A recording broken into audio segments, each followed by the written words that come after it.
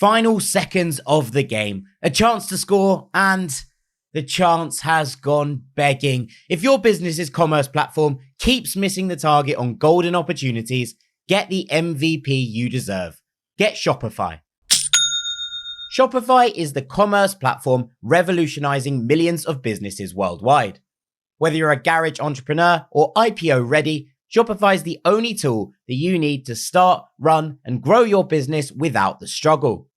Shopify puts you in control of every sales channel. So whether you're selling signed football boots from Shopify's in-person POS system or you're vending vintage shirts on Shopify's all-in-one e-commerce platform, you are covered. And once you've reached your audience, Shopify has the internet's best converting checkout to help you turn them from browsers to buyers. What I love about Shopify is how, no matter how big you want to grow, Shopify gives you everything you need to take control and take your business to the next level. Shopify powers 10% of all e-commerce in the US. And Shopify is truly a global force, powering Allbirds, Rothy's, and Brooklinen, and millions of other entrepreneurs of every size across over 170 countries. Plus, Shopify's award-winning help is there to support your success every step of the way. This is Possibility, powered by Shopify. Sign up for a $1 per month trial period at shopify.com/ranks, all lowercase. Go to shopify.com/ranks to take your business to the next level today. That's shopify.com/ranks. Hello, this is international football commentator Derek Ray, and you're listening to the Ranks FC podcast.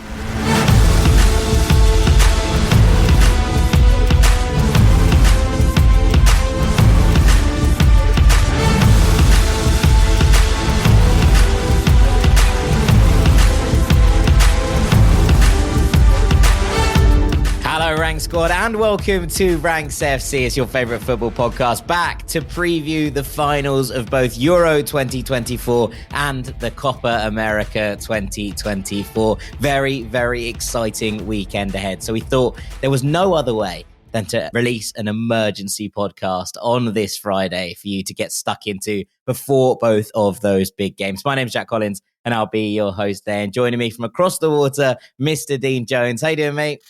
Yeah, I'm good, mate. England are in another final, so it's always a good feeling. Obviously, a very familiar one for us. We're used to these big occasions. But nevertheless, I'll still be able to enjoy it. It's a weird, Jack, I've got to say, because obviously you spend, as an Englishman, your entire life, right, waiting to win a trophy. And a Fulham fan, I probably should add. Yeah, it's been difficult. I mean, I don't expect to win a trophy with Fulham ever, so that's just by the by. But with England, it should have happened by now. And I sense a nervousness and panic among my English friends right now, because are you going to do the moment justice if it comes? Like, you always imagine, like, where are you going to watch it? Who are you going to be with? How wild will you go? How long will the night go on? What will the celebrations be like across London? Will you get the next day off? How long can you actually celebrate? You just take the match? Next day off. I mean, like, as in, I had a day of work for years, so it doesn't really matter. But yeah, I'm obviously not there, so like it's out of my hands as to what I would actually normally be doing. Like, as it stands here, there's a couple of bars you can go to in San Diego, but I watched it in an English pub the other day, and I think I'll just go back to that English pub, even though some people... Why change a winning habit, right? Some people out here are boycotting it because they're charging a $10 cover, which I'm like, I'll just pay the $10. Like, I'm not going to overthink this. I thought you were going to say it was $10 a pint, in which case you might think about boycotting mate, it's not far off that anyway now, is it? So it's that's pretty normal. But yeah, like, some of my mates, I could say, like, some of them are flying out to Germany, like, last minute and paying a fortune for it. Some are scrambling around for tickets. Some are just going to watch it in fan zones. Some are going up to London. Some are finding pubs locally to watch it in and making sure that they're just with their group and the groups that we've watched it with growing up. I don't know what I'd have done, mate, if I was still there. I think I'd have been hugely tempted to go. I had a look, just out of interest, flights to flights to Berlin on Wednesday night because my friends were messaging, similar thing, being like, I think I might be able to get 2 tickets, etc., for, it's a big group of us.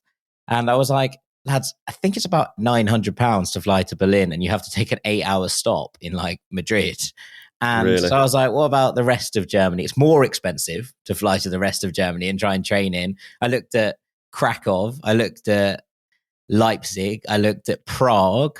The way that we obviously went into Germany when we went the other week was we went to Eindhoven and got the train across the Dutch-German border, which was incredibly easy if you're going to the northwest of Germany. But it's not very easy to get to Berlin, which is in the east central part of Germany. So I was looking at like how long those trains would take. They would take ages, is basically the shorthand. Especially what we're hearing about the German trains at the moment. That's probably not very safe. I mean, that's not something I think you'd want to be risking. But it was incredibly expensive. Look, I mean, supply and demand, right? And I imagine that those people who gambled on England being there when they got through maybe the group or even further would have done this well in advance, and they would have been expensive then. But what we're seeing now is absolutely wild. And like just even going to like Prague, which is still a long way from Berlin. It might be closer than Eindhoven, but it's still a fair distance. That's an expensive trip this weekend. Yeah, a few of my mates did already have the flights lined up. So they'd gone out to the semi-final. They actually got a ticket actually for the semi-final and went. And they're flying back out. Flying back out today or tomorrow? Tomorrow, I think. I think I would have just held. Honestly, it's annoying because he said to me, "I've got a spare flight. If any of your mates want to just change the name." So I was like, "Oh, so I would have got a flight. I would have just had to do a name change." But then I would have been with them. Like they're not my that's my group you're watching. Brother-in-law and his mates. So would I want to go with them, or do I want to be with my actual mates that I've watched for the last 30 years, England games with? It's a real conundrum, mate. I know exactly who I would want to be with if Ireland were in the final of anything, really, to be perfectly honest with you. It could be the handball World Cup. and I know who I'd want to be watching it with. But it's one of those, look, I've got some Gaelic football to watch this weekend, so that'll keep me occupied on Sunday, I'm sure. Watching Galway versus Donegal in the All Ireland semi-final.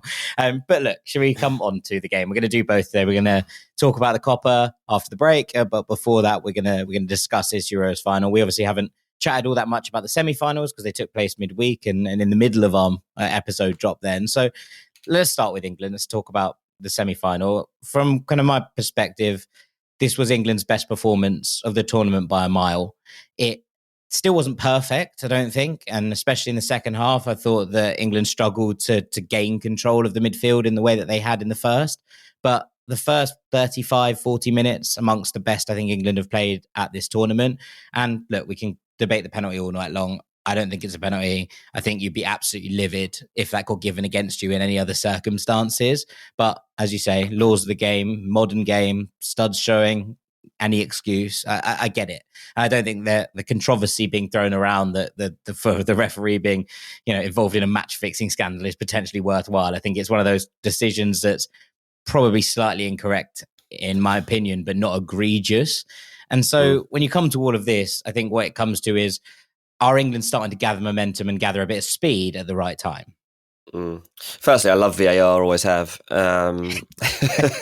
You've always said that. I absolutely, in real time, was not expecting a penalty. Even when they showed the replay, I was like, oh, his studs are up. But, at the end of the day, like, Kane's just followed through on his foot. But then as soon as it went to check, you're like, it's going to be a pen because that is how it is in Europe and that's how it is in modern football. If your studs are up, it's going to be a pen, and that would be given anywhere else on the pitch. Actually, if you went in like that around the halfway line, that would be given as a free kick. So in old days, that ain't a penalty in a million years. These days, it actually is a penalty. So I'll take it. The interesting thing about the performance was the goal massively helped. Going behind was a massive bonus to England in the end because it meant we had to play. And I said that to everyone sat around me, like, you just had to accept the goal. Like, it's an absolute worldie from Xavi Simons.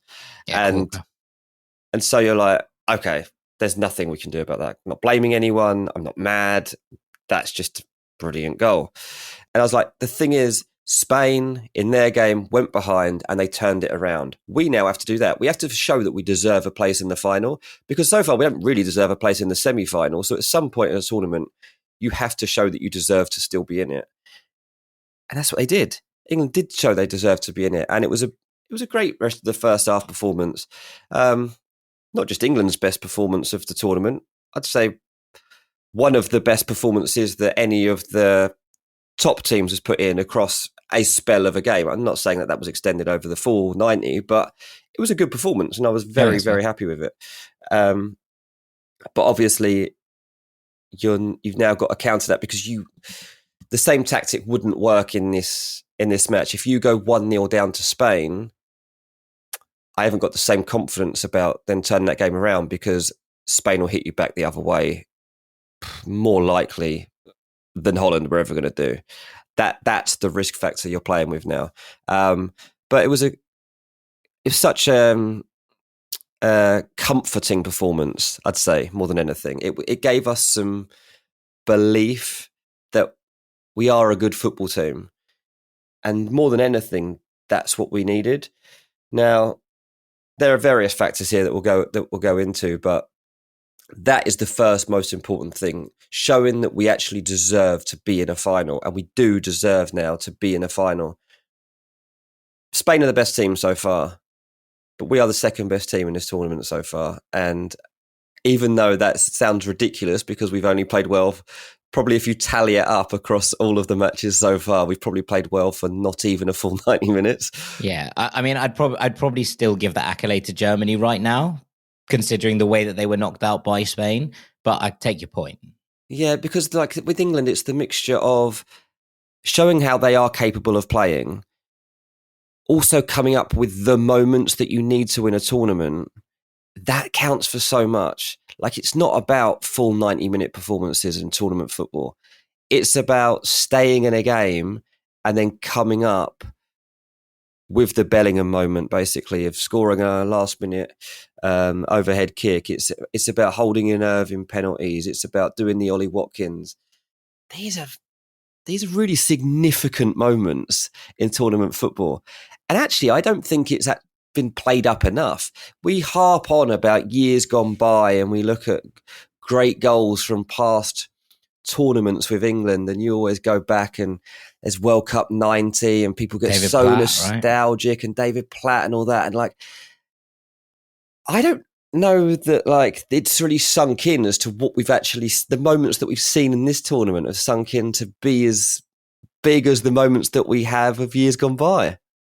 I thought there was a brilliant tweet by a friend of the podcast, Mr. Sammy James, who our patrons will know well from the Euros diaries when we were in Germany. Yeah, good coverage. He said, going to be hard to explain in years to come why England's run to the Euro 2024 final was boring when there was a 95th minute overhead kick, a win on penalties, and an 89-59 winner from a striker who'd been a glorified cheerleader until the semi-final, which I did think was a good point, because I do think that doesn't, those things, and if you watched all of the 90 minutes and you watched all of those games, you'd be able to explain it, right? But, when that comes up as a highlights montage, people can be like, wow, that looks fun. That looks like it was a great tournament. And then maybe that's not the reality, but it is interesting to look at those moments in the context of where they are. And as you say, this is a team that feels like it knows when to seize those moments.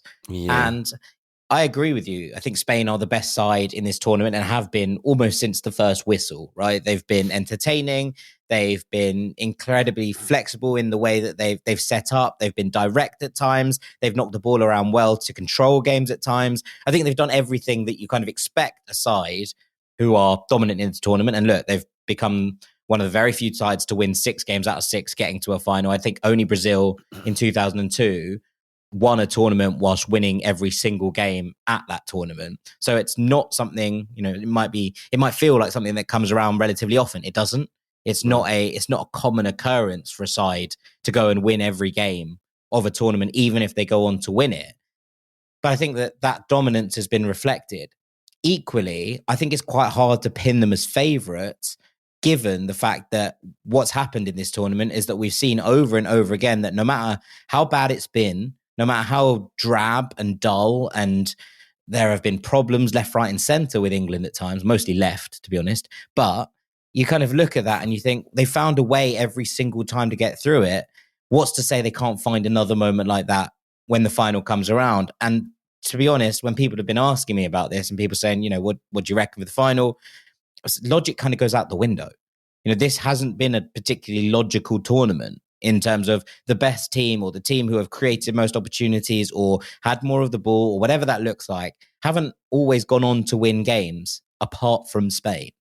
And so when it comes to this kind of moment in a final, and yes, Spain have this incredible record. I think since 2001, they've played in 26 finals, 4 of them all Spanish, the other 22, the Spanish side, whether that be in European competition or in international competition, have come out on top. All of that kind of goes out the window because this Spanish side haven't been there, right? This is not a side that have that final experience in a way that England have, obviously, with the loss to Italy 3 years ago.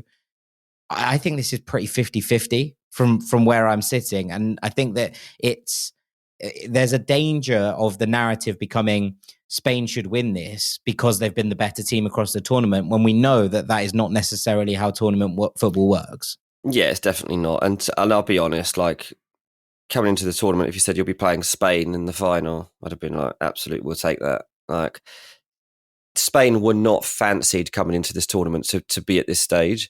And I'm not saying that means that we're going to win it, but of all the opponents, of all the players that were coming out to Germany, Spain weren't the best. Like, on paper, they were not the best. Now, they've proved that they, as a team, gelled better, but mate, they don't have a massive fear factor about them when you go through them player by player.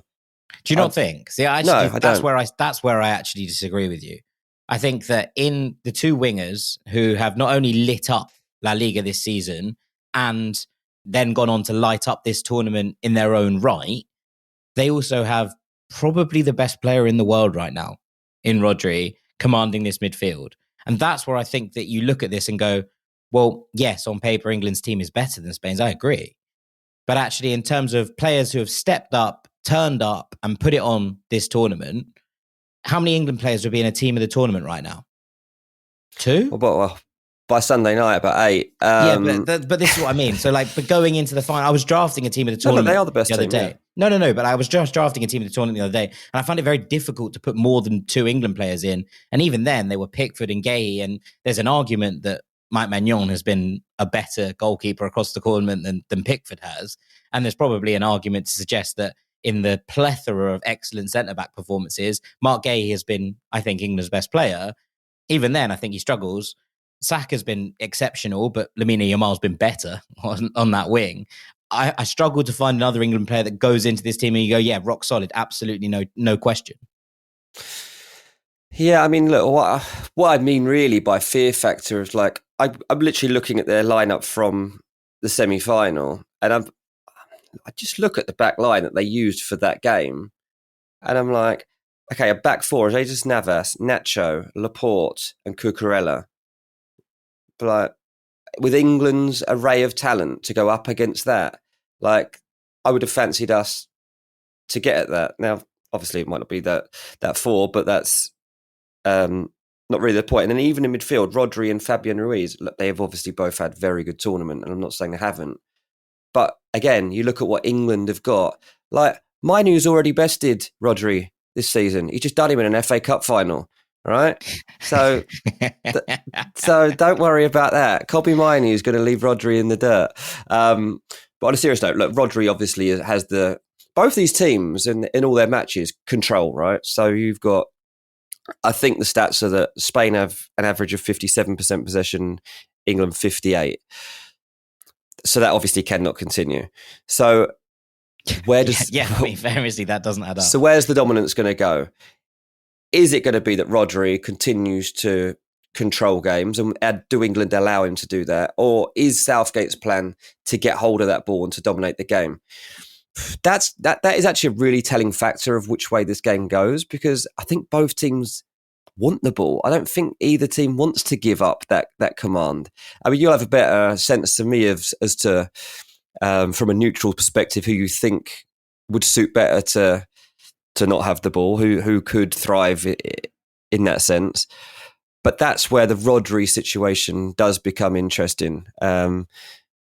because there's no getting around the fact that he has been the best midfielder. I do think that a long season's taken its toll on him a little. Like I think that for him, he's looking tight. I think Bellingham's obviously out on his last legs too, and both of those two guys have had ridiculous years. Like the amount of minutes in their legs is crazy, and to now be in your 7th game in a few weeks is going to be taking its toll, and you're kind of getting through on adrenaline and massages at this point, and you're just like, just get me through the minutes.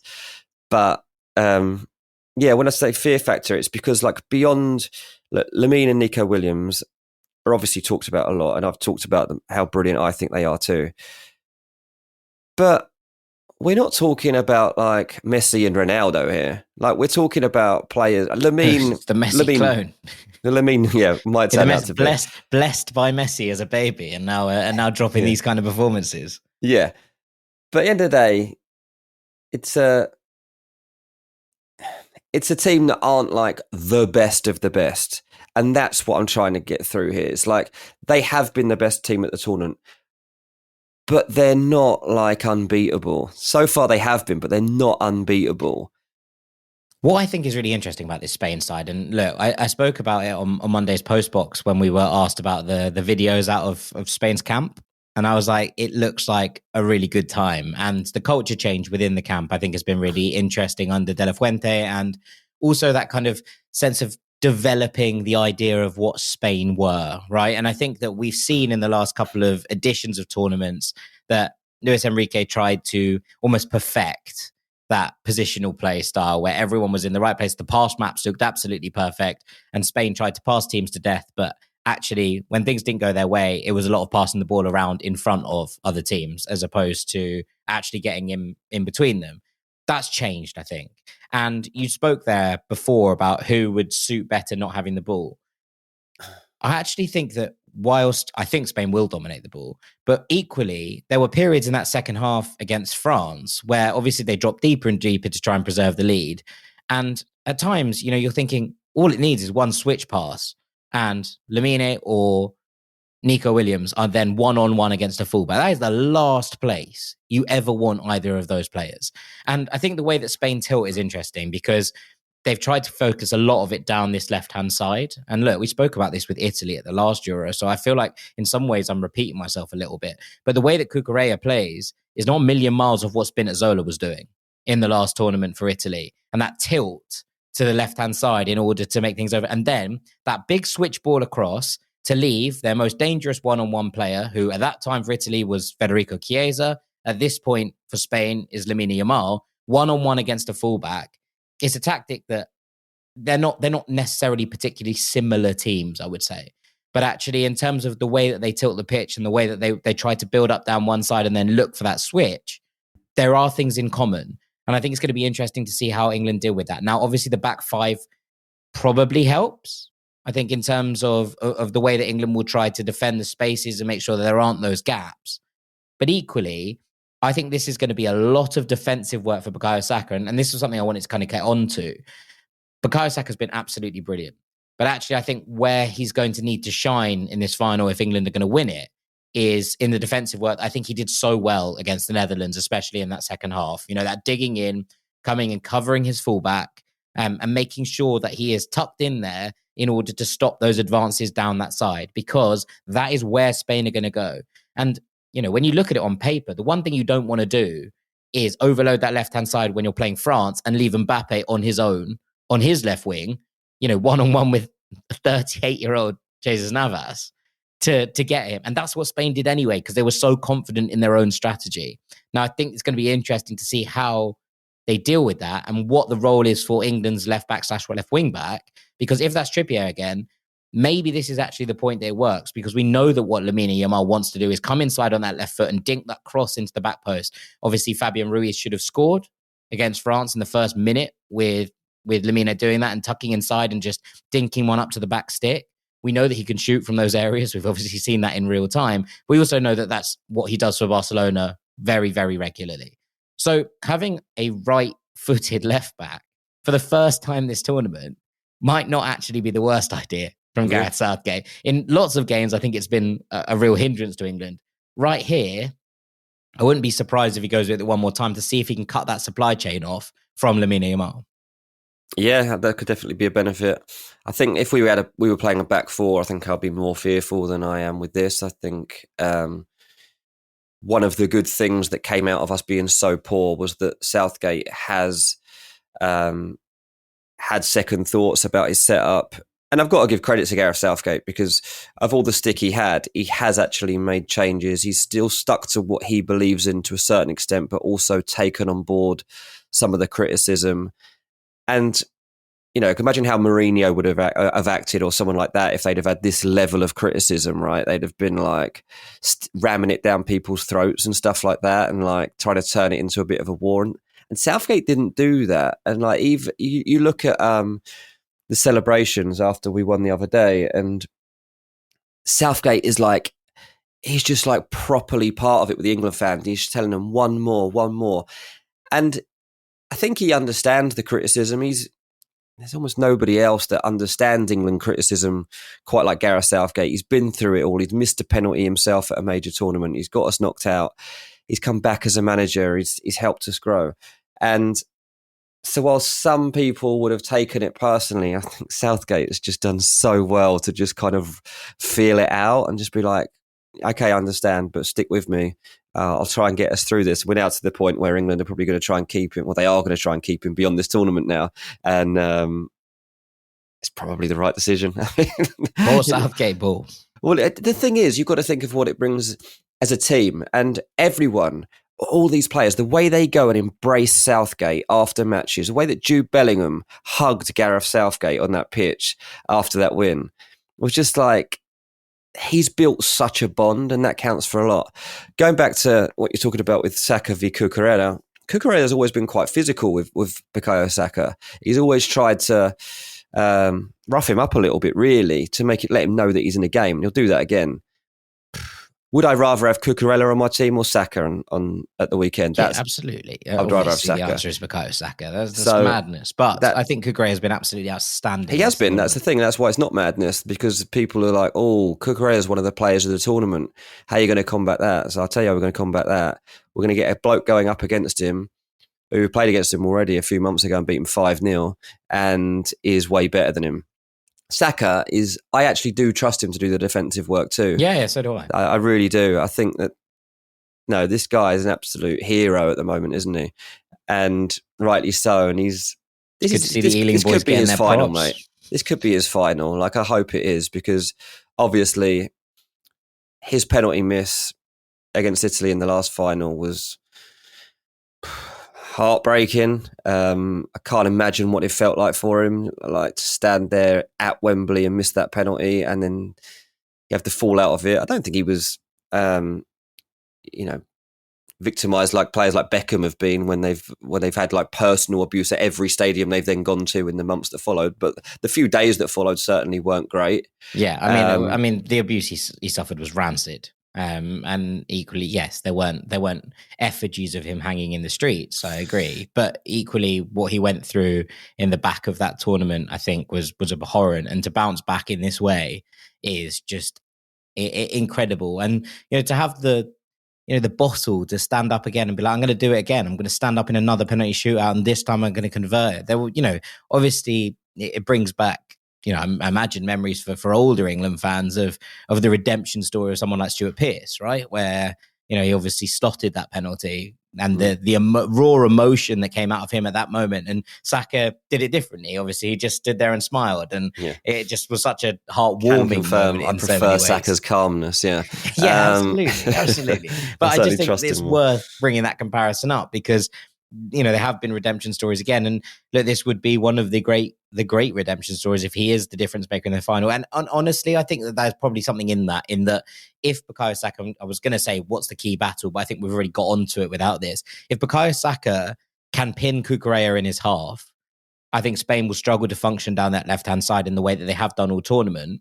And then you start having players being able to double up on Nico Williams. You might be able to shift a player over to double up on Lamine Yamal. And actually, whilst there are incredible footballers across this midfield, and I think Fabian Ruiz still probably for me remains the player of the tournament so far. I thought he was excellent again against France, even if he did miss that big chance. there is also that sense of being like, well, who's going to actually cause the damage? Morata has been in centre midfield almost as much as Harry Kane has. Now, Dani Olmo obviously runs beyond him, and there's obviously different dynamics going on there. But, there is that sense of being like, who is going to be the person in the middle to finish it off if the wingers get closed down? I don't know what the answer to that is. So, yes, I think that battle between Saka and Cucurella and what the knock-on effects that might have on Nico Williams and how that left side works is going to be very interesting to witness. Yeah. If we're talking about players at the tournament and stuff, then Lamine Yamal's definitely coming into his own, and a goal in the final pretty much seals that for him. They can talk about the Ballon d'Or, which I think is probably a bit far-fetched, but it might be a little bit premature at this point. But that's genuinely been I've read a fair bit about that. But yeah, it's been very strange. Going back to just like Saka and Southgate and kind of abuse and how they come through it and stuff, like obviously we're living in a different time, because when you have your bad moments now, so much of it is on social media compared to being like at you directly, like in the streets, in the stadiums, because a lot of match-going fans do have a bit more sympathy these days, and who knows who's sending messages and stuff. But Southgate has felt the force of the fans, and like they've let him know that it was not acceptable what they were seeing from him, literally having cups thrown at him and stuff. It's probably not acceptable to throw cups at your manager. Not really. It's just frustration, and there's no need to ever throw anything at anyone on a football pitch. But with Saka, I've always felt that he kept the support of everyone's always supported him, like in person. It's felt like. And if they haven't, then you're an idiot, and he's about to show you why you should have. Because, as I say, like just keep imagining this as being Saka's final, and I can just see a moment in which he cuts inside and curls one into the bottom corner, and that's England's moment. And I hope that's the way it happens. Yeah, absolutely. I mean, look, how do you see it playing out? What is your prediction for this final? I do actually think we'll go behind. And I think that is going to be such a big test of the resolve of this team. And it will be the real telling factor of whether we deserve to have this moment, because it will definitely be the biggest test we've faced so far. This is the best team we've come up against. And to go behind them, if you can turn that around, then you absolutely deserve the trophy. My feeling is that it probably ends in a draw after 90. And I hope it doesn't go all the way to penalties, basically. Well, I mean, this is the thing. So, like, obviously, England are good at penalties now, right? We've had one good penalty shootout. Fine, but actually, I don't think that's quite fair. I actually think that obviously there was a good one against Colombia all those years ago in the World Cup. But more than that, I think that there is a sense now that when England's 5 penalty takers who stepped up against Switzerland stepped up, there was not a single part of me, and I said this on Monday, there's not a single part of me that thought England were going to lose that. I was like, looking at those 5 penalty takers, you're like, yeah, England are going to win this. They're going to win this. All 5 of those people are going to convert. Now, Unai Simon, for his faults, and he does have some, he makes one clanger a game, and England need to be able to capitalize on that if they're going to win this, is an actually very good penalty saver at the moment. He stopped 3 in La Liga this season, and 3 very, very good penalties that he saved as well. And I think that that's interesting going into this in terms of the dynamics. Obviously, the Pickford trick is now public knowledge, right? What's on the water bottle, etc. Now, whether that works as a double entendre or, a kind of double bluff is a different question. And whether he then is able to change that up midway, who knows? But that trick's that card's played, if you will. That card's on the table. So what that looks like for this next penalty shootout, I think is going to be interesting. And if it does go all the way, again, I mean, look, I've spent my entire time talking about this game on the fence about who I think is going to win it, and I remain there. I really don't think that there's much between these two teams, not in terms of performances at the tournament. I think Spain have been the better side. In terms of team on paper, I think England probably just about shade it. I don't think there's as much in it as you'd tend to do, but I think that England probably do still shade it. In terms of who comes up with the goods in a final, England have been there, Spain haven't in this iteration. All of those things, I think, play into this. So we are literally at a coin toss, and I think it goes I think it goes all the way. I think this goes to penalties. The only thing I'm hoping, Declan Rice misses a penalty to lose England this tournament, I swear I will be insatiable. Insatiable.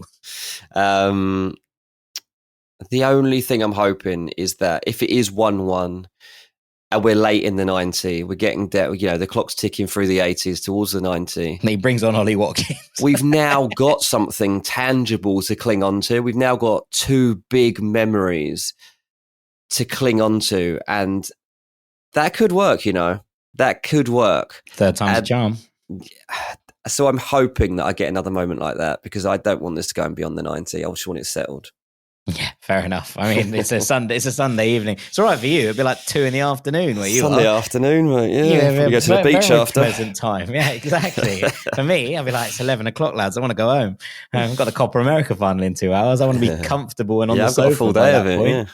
Absolutely. Excellent. All right. Well, unless you've got anything else on England or Spain, I think we will leave part 1 there. And after the break, we're going to be talking about Colombia, Argentina in the Copa America final. Don't go anywhere.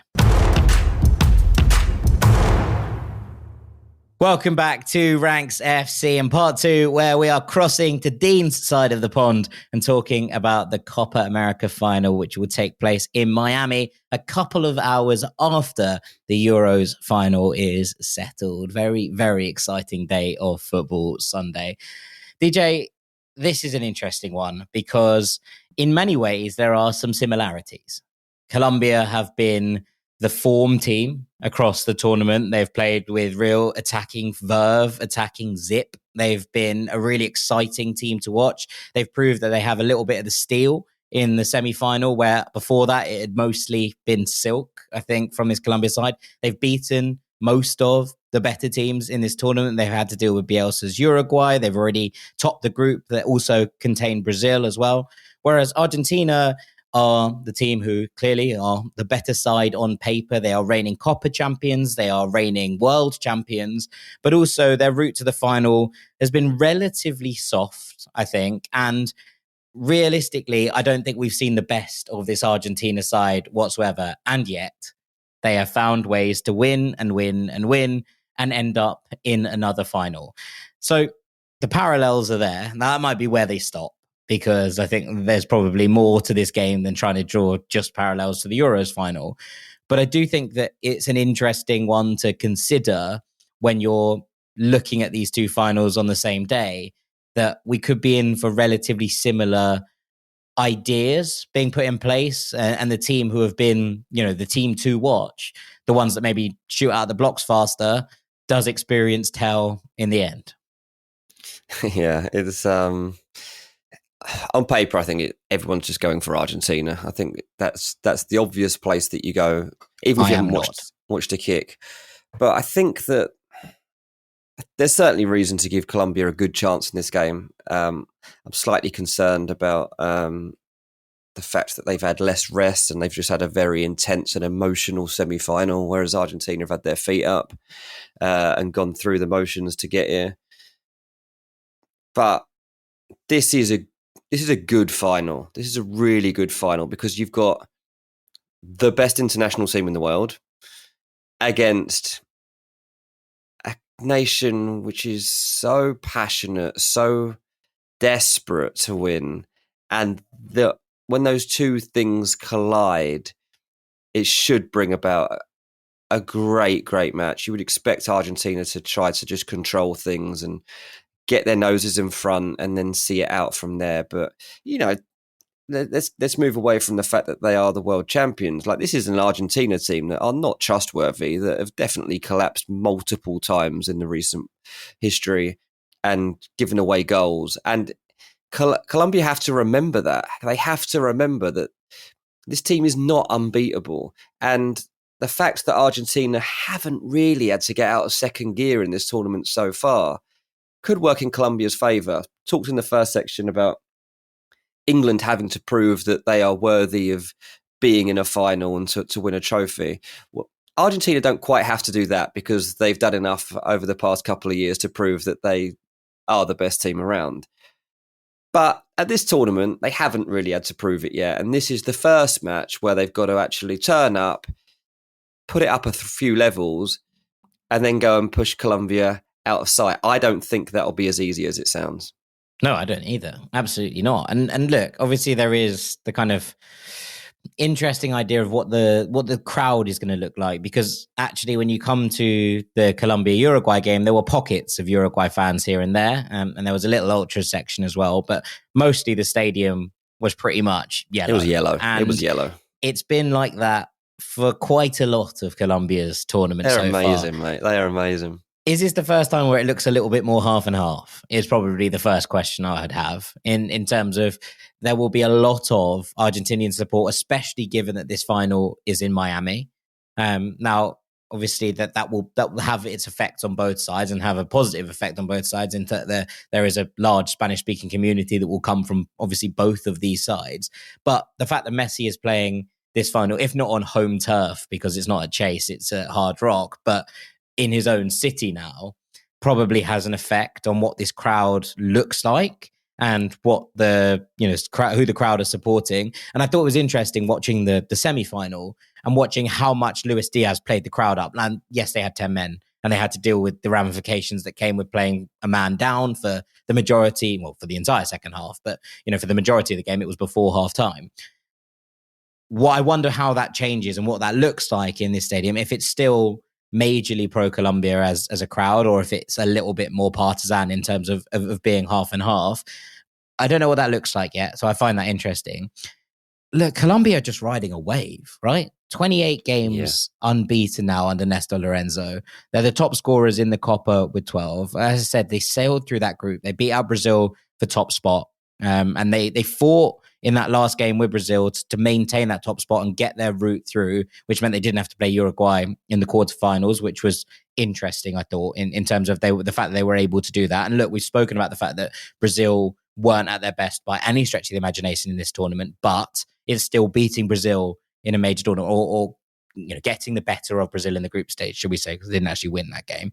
Then they stick 5 past Panama, which is one, a massive bonus in terms of just being like, oh, we're actually really good. And then they have to show something very, very different against Uruguay in order to grind it out at 1-0 up with 10 men for an entire second half against a side that's been pretty relentless through the entire tournament.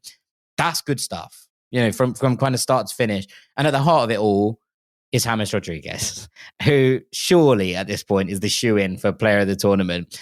Golden Boot winner in the 2014 World Cup, and a decade on, he is showing all sorts of sparkle again for his country. 6 assists and a goal from his 5 games so far, being named man of the match in 4 of them. His set-piece deliveries have been absolutely lethal. And I think this is where the game is won or lost. If Argentina can deal with these set pieces, then they have enough, obviously, like in attacking quality to make one moment count. But if they can't, and Uruguay really struggled with this. Colombia actually were quite wasteful, I thought, at times in this game with their set-piece attacking in a way that they haven't really been throughout this tournament. If Colombia can get these set pieces right again, I can see this happening. Now, they won the Copa in 2001 with an Ivan Cordoba header from a set piece. And I've just got a funny feeling we could be in for something similar here.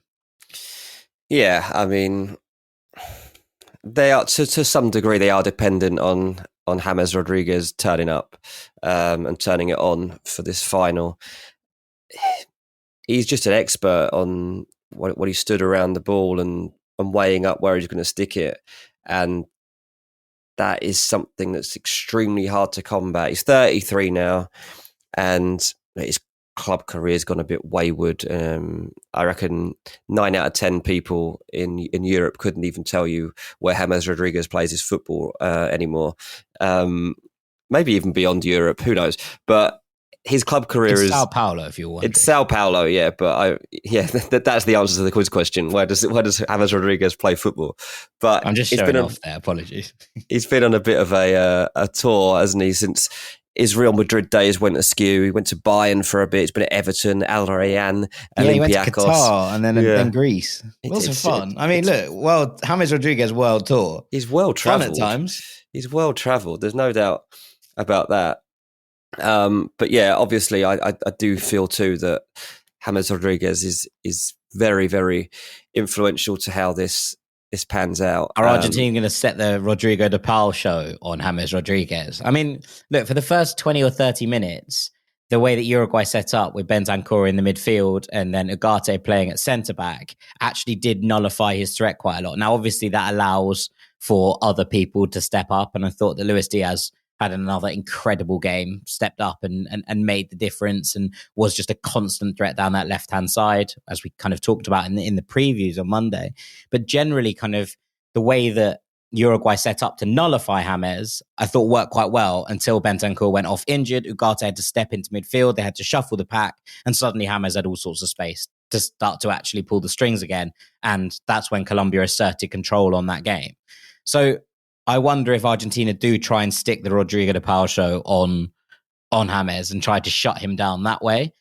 But equally, I do wonder how they deal with this threat from the flanks, because there were some really, really good performances in this Colombia side out, even when James wasn't playing well. I thought Richard Rios was really, really good again until he went off, and hopefully that injury isn't enough to rule him out of the final, because for me, he's been one of the players of the tournament. He's been absolutely sublime. Can kind of do it all. Adds that kind of hard tackling in the midfield. Also has some of the quickest feet I've ever seen. He's been absolutely sensational from that right-hand 8 spot, if you will. Mojica, I thought, was brilliant. There were question marks over where he should start for this Colombia side. They're going to miss Munoz. Obviously, absolute moment of madness from him on a booking to throw an elbow into Ugarte. Like, no idea how he thinks on earth he's going to get away with that, especially with 20 seconds before the halftime whistle. Like, obviously, just keep your head down. And now he's bound for the final. So ridiculous. Intriguing. I mean, Santiago Arias did really well when he came on, I thought, and did a good job filling in for him there. But I think they will miss his goal-scoring exploits. That's not to say Arias is a bad player. I just think Munoz is good at getting in at that back stick and making things happen. But generally, I think that across the board, and it's similar to what I said with England, how many Argentina players do you go, they'd get in the team of the tournament? Not loads at this point, I don't think. Not loads. Definitely not Lionel Messi, who's had a bit of a come-see-come-sa tournament, to be perfectly honest with you. Lautaro is top scorer at the moment, but equally got dropped for Julian Alvarez in the last game, and obviously that came to fruition in the way that he scored the opener, but still a bit of a weird one considering the form that Lautaro was on up to that point. When you're talking about a Copa team of the tournament, you've probably got 3, 4, 5 Colombia players in there. There's maybe 1 or 2 for Argentina, and similar to what we were talking about before. Yeah, look, it's harsh on Lautaro, but he's not going to leave Messi out, is he? And this is his last international final, probably.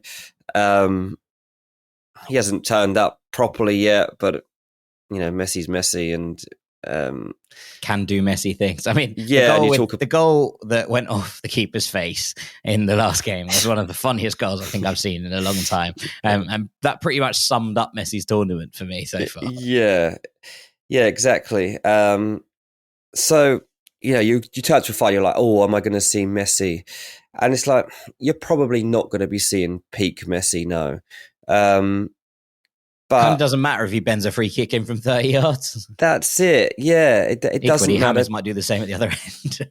Well, this is it, mate. And I think that's how it's going to be interesting in terms of how this game pans out. I think if it's one of the reasons I think Colombia have got a really good chance here is because if it's tight and say it's 1-1 and you're getting into the later stages of the game, and Argentina are going to be expected to go on and take the game and to go and find that winner, and they'll be feeding the ball into Messi and just looking for him to do it. They'll be crowding him out, and then Colombia hit them on the break. That's what I'm thinking. That's how I see Colombia winning this game. They probably go ahead with some sort of set piece routine that comes off, and Argentina then get themselves back. And you're thinking, okay, they'll come back and turn this game around. But the longer that Colombia stay in this game, the more I believe in them to break away and make something happen. And I trust them. I trust them to make the most of their big moment when it comes. It'd be thrilling. If this game can stay tight, then it's really going to be thrilling. But that's Colombia's job. Just make sure they are in this game. Yeah, I mean, look, they're so dynamic. And there is this kind of sense of, and we're talking about a team who are coming up against the reigning world and Copa champions here, but there is a sense of invulnerability about the challengers, which is a kind of weird place to be, right? There is that sense that towards the end of the Uruguay game, and yes, Uruguay opened up the odd chance after Luis Suarez came on and they sort of threw everything at Colombia. You watch the Colombia players sort of knocking the ball out of the back and finding the spaces and trying to actually, open them up one more time. And to be honest, they should have finished the game off. There was a couple of massive opportunities missed to make it 2-0 and kill it dead in the dying minute. But there is that sense that they just think that no one's going to beat them.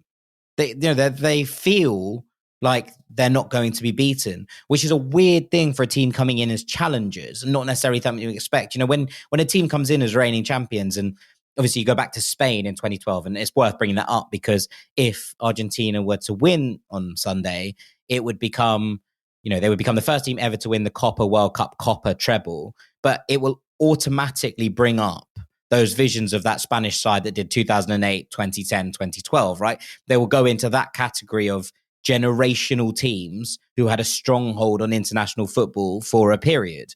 And you kind of look at that and the difference. And when Spain came into that final in 2012, I don't think anyone had any doubt whatsoever that they were going to win the game, right? It obviously ended 4-0, but there was no chance that Spain were going to lose that game. They just felt like no one was going to touch them. And in a kind of odd way, for someone who isn't a reigning champion, Colombia have that same sense of invulnerability that just makes me feel like this might be their time.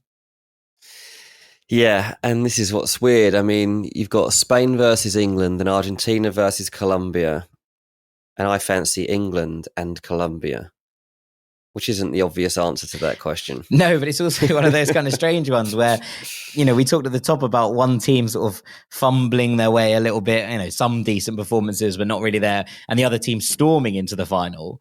And you've gone for one of each, which is probably, to be honest, how it plays out, right? It probably will work out like that. Now, whether it's Spain and Argentina or Colombia and England, I don't know. But the logic to me says you either back England and Argentina or you back Spain and Colombia. That's the thing that matches up in my head because of the way that I'm envisaging these finals and the kind of logic that I'm taking into them. Well, I have bias that you don't have, that's why. Maybe there's that. But I do think it's going to be a very interesting day on Sunday. I think I'm going to edge Spain and Colombia. But again, as I said at the top, I think that's a coin flip in the Euros final.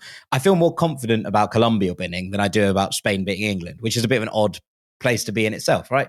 But I just see this team. I see the way they set up. I see that confidence that seems to flow through them at the moment. I see the weapons they have across the pitch in order to make different things work. And I think that battle between Cordoba and Romero is going to be one for the ages because they're two lads that love a tussle. I think that could be really, really interesting. I think Luis Diaz will have the beating of whoever Argentina decide to field at right back against him.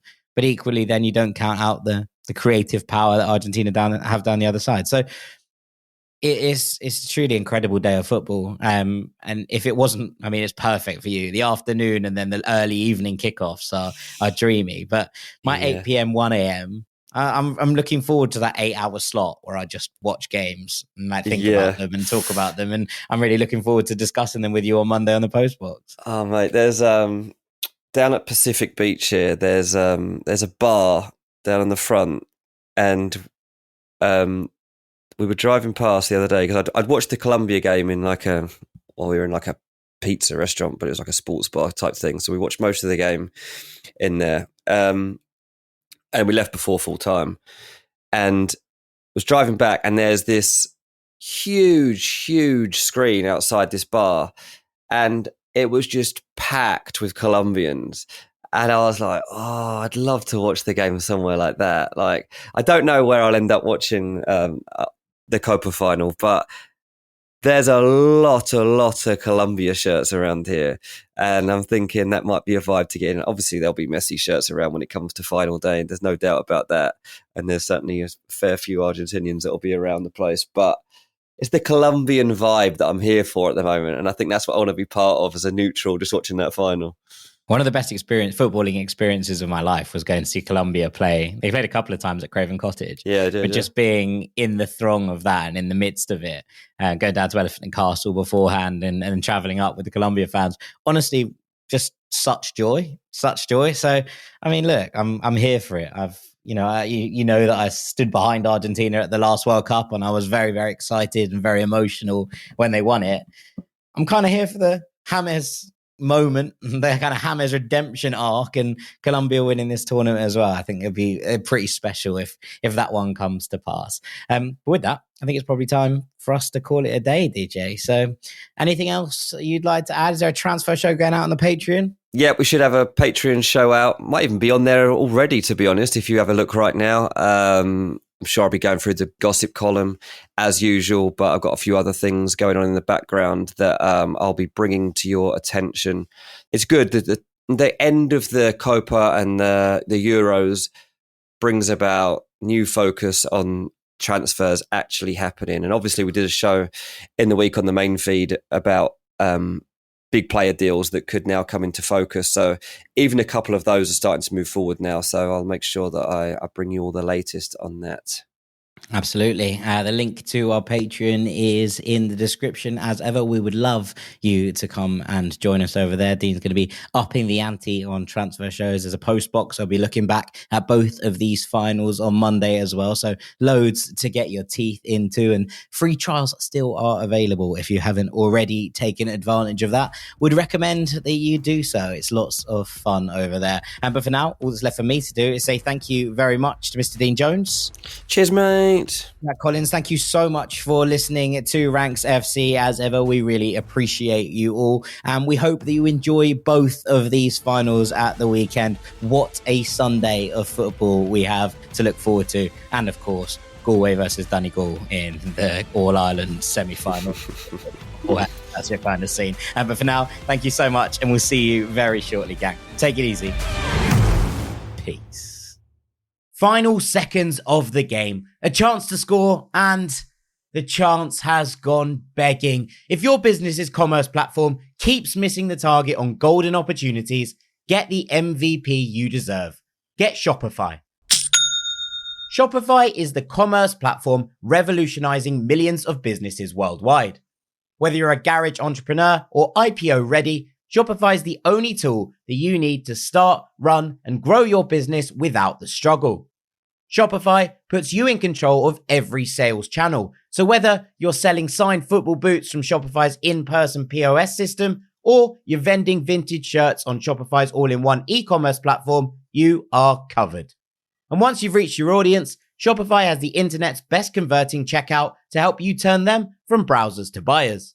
What I love about Shopify is how, no matter how big you want to grow, Shopify gives you everything you need to take control and take your business to the next level. Shopify powers 10% of all e-commerce in the US. And Shopify is truly a global force, powering Allbirds, Rothy's, and Brooklinen, and millions of other entrepreneurs of every size across over 170 countries. Plus, Shopify's award-winning help is there to support your success every step of the way. This is Possibility, powered by Shopify. Sign up for a $1 per month trial period at shopify.com/ranks, all lowercase. Go to shopify.com/ranks to take your business to the next level today. That's shopify.com/ranks.